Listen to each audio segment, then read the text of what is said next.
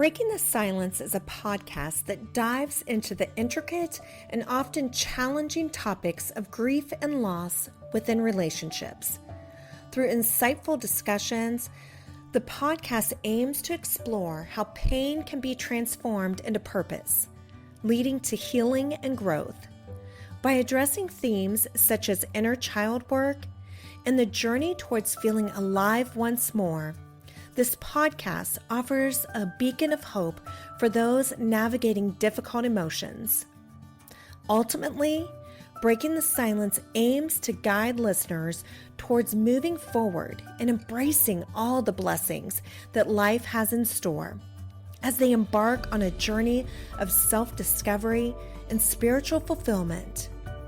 I'm your guide through this journey, Renee Wallace, and I invite you to join me as we break the silence surrounding grief and loss, transforming pain into purpose and finding hope in the healing power of storytelling. Good morning, my beautiful friends. Welcome. I'm so happy that you are here with me and so excited to talk about my testimony and even some other people, their stories. So I'm hoping and praying that it speaks to your heart and that it meets you right where you're at. And so grab something warm to drink and cozy up. I know here it is snowing and cold and just like all the vibes, like all the winter vibes right now, even though it's not technically winter. Like I'm just looking out the window at the snow falling. And I am getting over being sick. I was sick all last week. So if I do not sound completely normal, have some grace there for me. But I still want to record. And because I feel like I'm supposed to share this. It's funny. I told you, like, I was just praying, Lord, just show me what you're wanting me to share. And he told me I needed to share my testimony. And I realized, like, oh, wow, I guess I really sort of haven't. So anyways, that is what I'm going to do today. Already, so you know a lot of my story, I feel like, just from the podcast so far. But for maybe if you are new here and you've never heard my story, my birth mom gave birth to myself and my older sister, and she actually did not end up raising us. My grandparents raised us. They became like our mom and dad. That's all I ever knew as my mom and dad.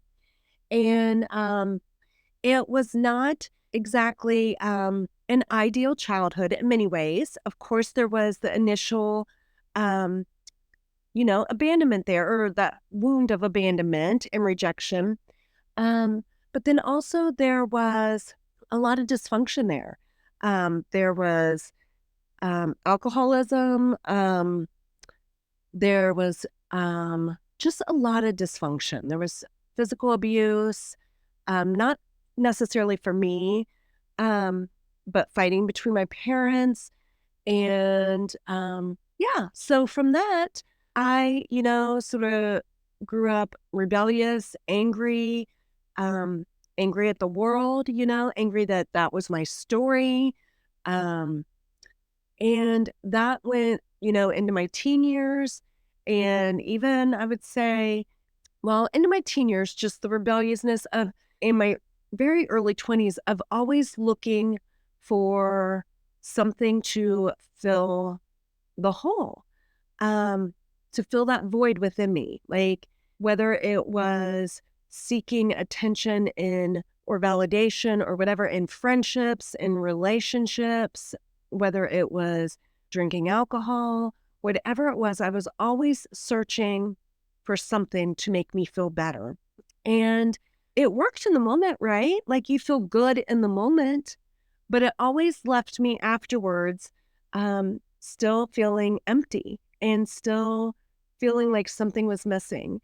And that went on for a while. Then I did end up getting, Dave and I got married, and neither one of us had a relationship with Christ. And my mom got sick then. Oh my goodness, that's been a really long time ago. Like, let's see, maybe like 20, I'm thinking, hold on, Brady's 25, like, yeah, 26 years ago, maybe. And she passed away from cancer. And it was after that that I really started struggling and just thinking, this is it? Like, this is all there is to life? Like, there's got to be more. And I never grew up in a church. My aunt lived next door to us, and she would take us to church sometimes. Um, and I believed in a God. I believed there was something bigger than us, but I never knew anything about having a relationship with God. And if they did preach that in that church, I somehow missed it because and maybe it was because I only went very sporadically that I really never grasped it. But I started like thinking there's got to be more than this. And I worked at a dentist office at the time, and they invited me to like a Christmas service. And then I think I went, maybe a couple other times Dave and I went, and that's how I ended up accepting Christ. And it's funny, it just seemed way too simple to me, right? Like, because it is a gift. It is this free gift that God offers us that we don't have to do anything for, that we don't have to be good enough, that we don't have to get cleaned up first, that we don't need to get our stuff together. It's just this gift. It's like if your friend walked over to you and said, hey, I was thinking of you today and I bought you this, and they just hand you this gift just because. So it was so hard for me to wrap my mind around, like, I just have to accept him into my heart and confess my sins, like confess that I am a sinner and that I love him and that I want him in my life and in my heart. And that's it. Like, so much so that I prayed that prayer like 3 different times, like, there's got to be more to it than that.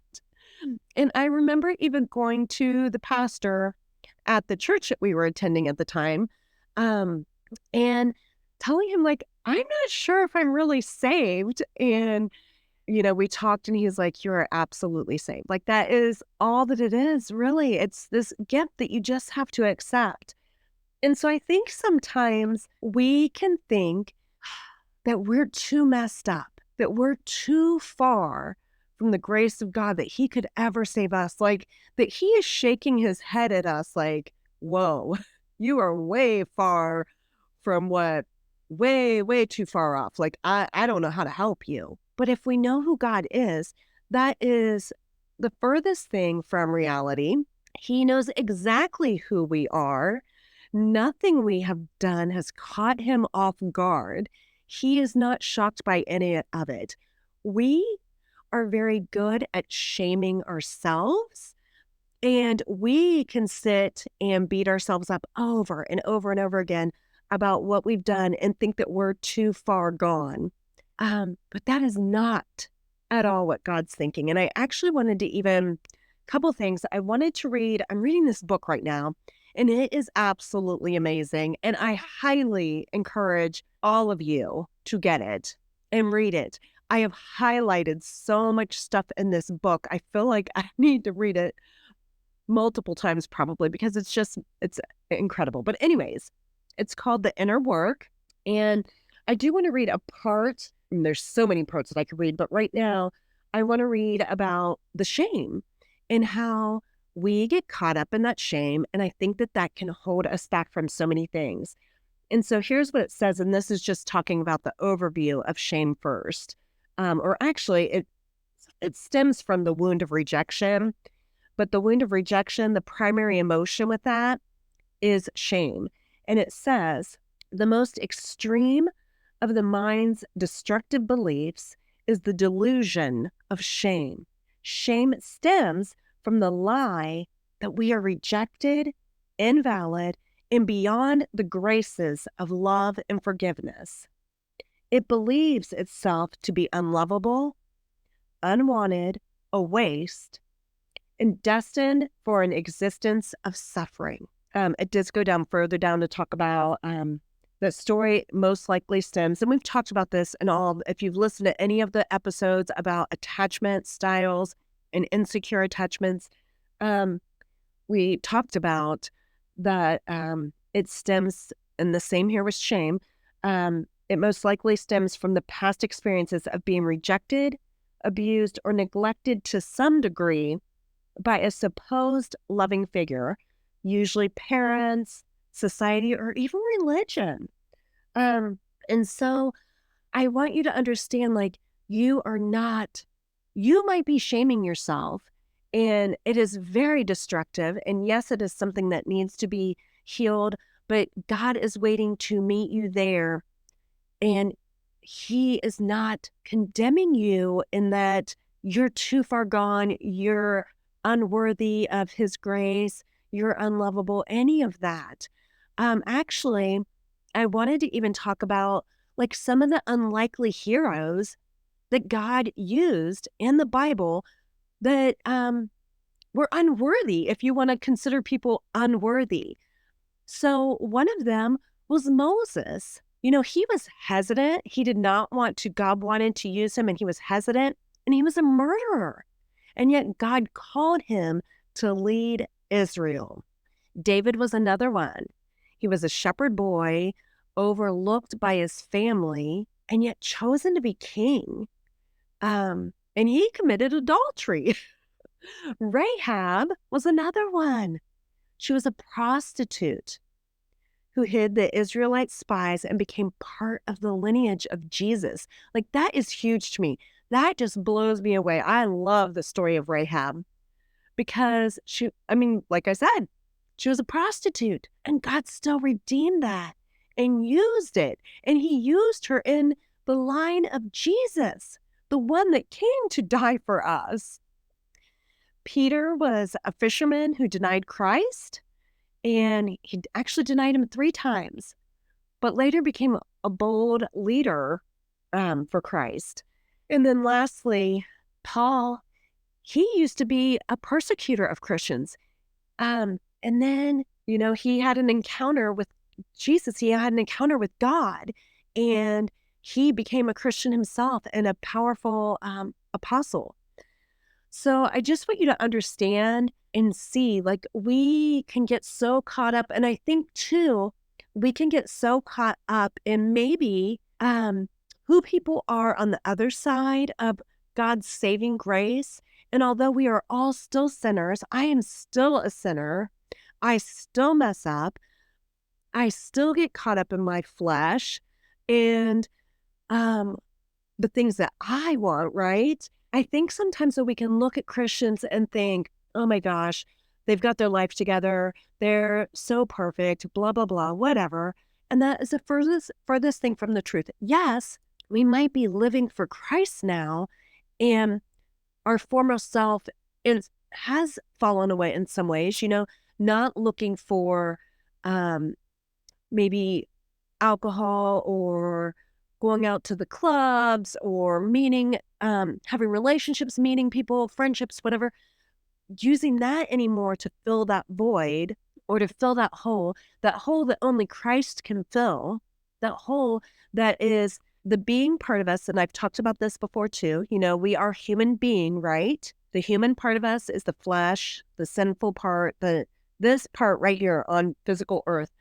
And then there's the being part of us. The being part of us that was always meant to be connected to God because He created us. And He created us in His image, and He created us for fellowship, and He created us for relationship with Him.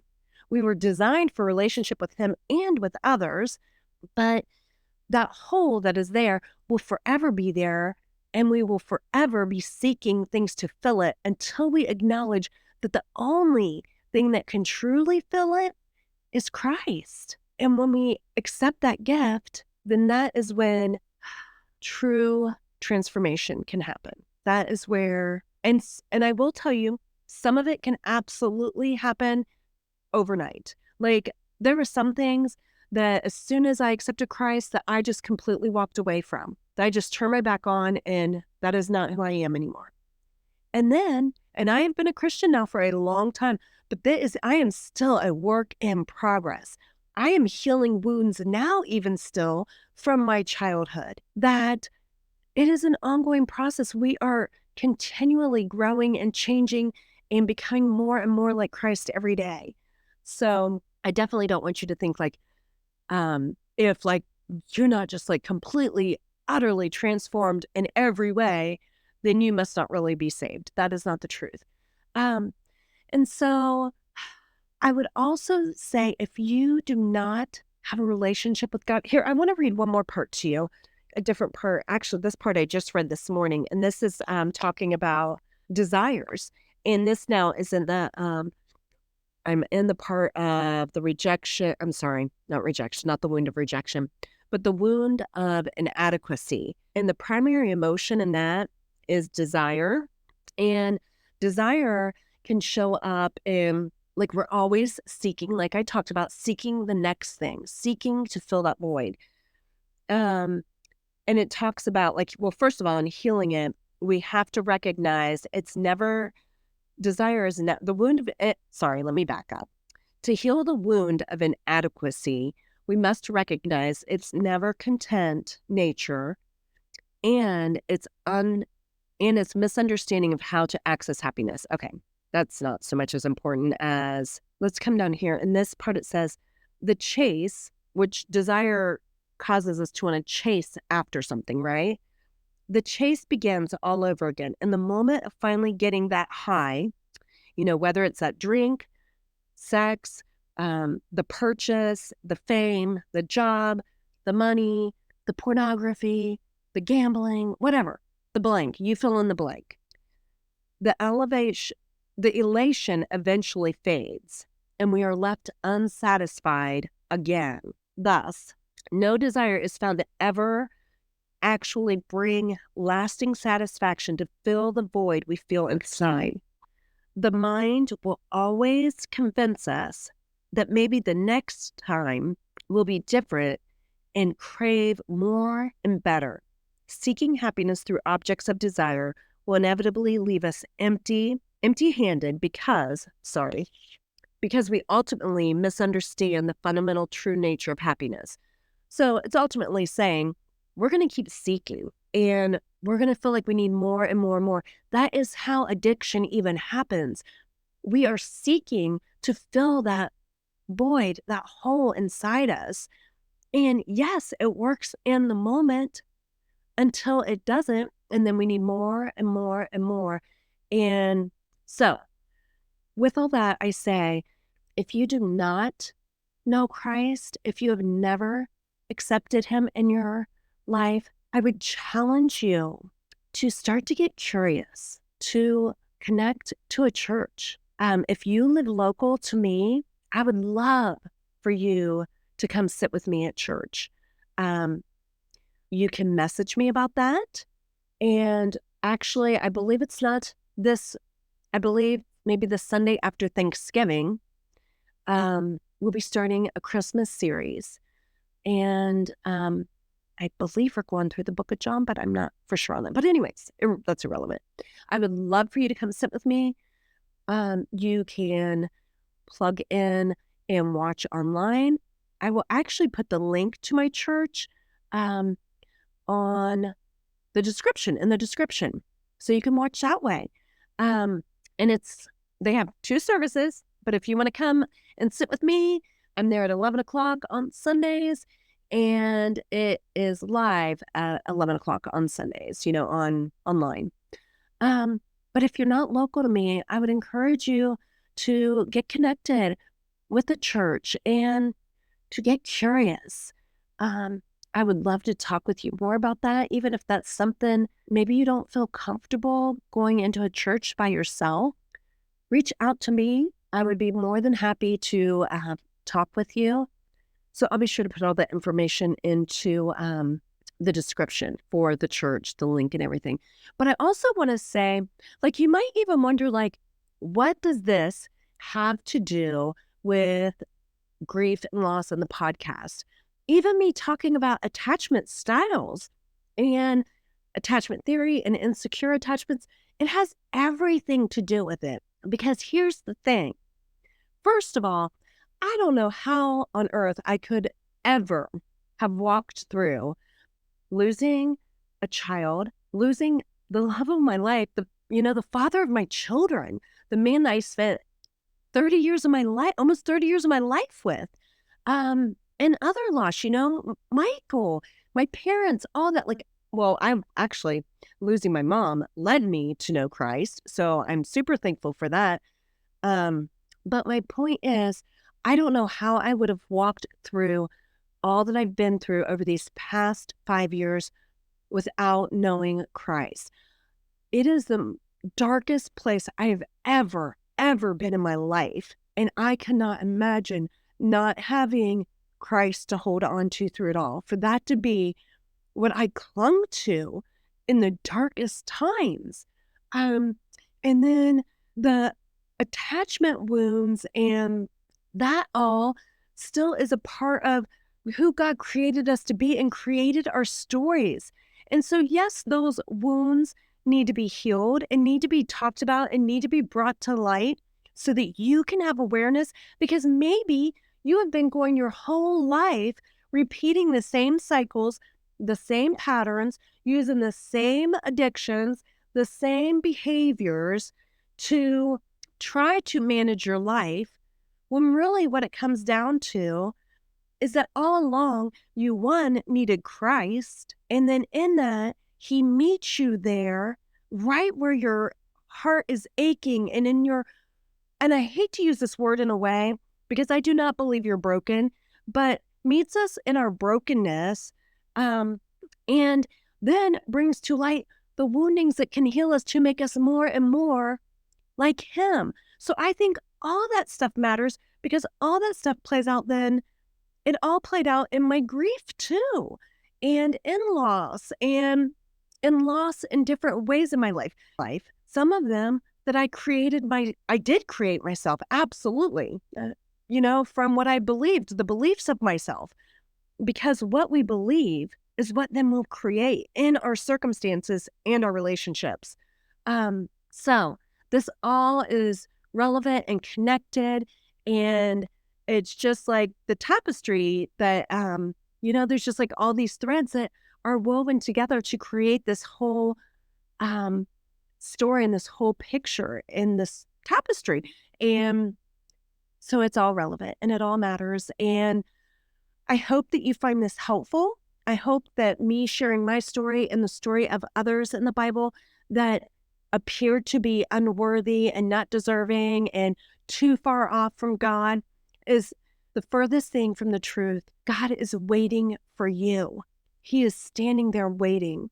I love the analogy, and I think of this often if I get caught up in my own life and get busy, and sometimes I might not pray as much as I should or whatever, right? Like I told you about me setting my timer 3 times a day, absolutely loving that because it's making me just pause and stop and pray for those people.